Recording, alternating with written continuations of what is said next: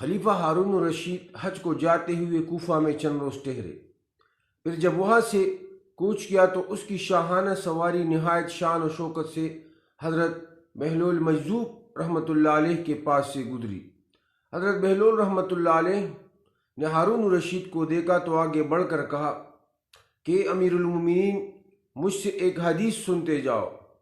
سنو، حضرت عبداللہ عامری رضی اللہ تعالیٰ عنہ فرماتے ہیں کہ ایک سال حضور علیہ الصلوۃ والسلام حج کو تشریف لے گئے تو مینا میں آپ کی سواری اس صورت میں گزری کہ آپ ایک اونٹ پر سوار تھے اور آپ کے نیچے ایک سادہ سا کجاوا تھا، اور حضور کی سواری بغیر کسی دنیاوی دبدبے کے گزری۔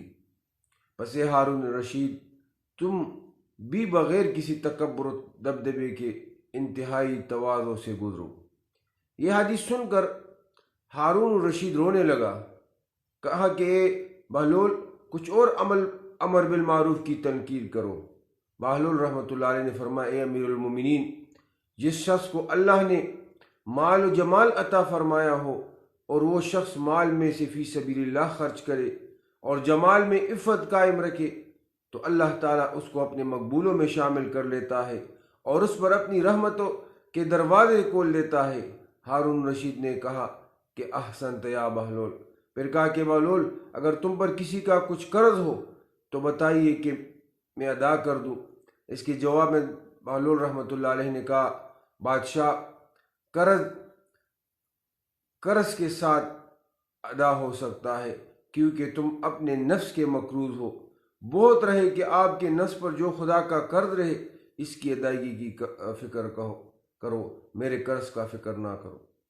ہارون رشید نے کہا کہ اچھا، آپ کے نام اگر کوئی جاگیر کر دوں تاکہ تمہاری گزر اوقات آسان ہو جائے۔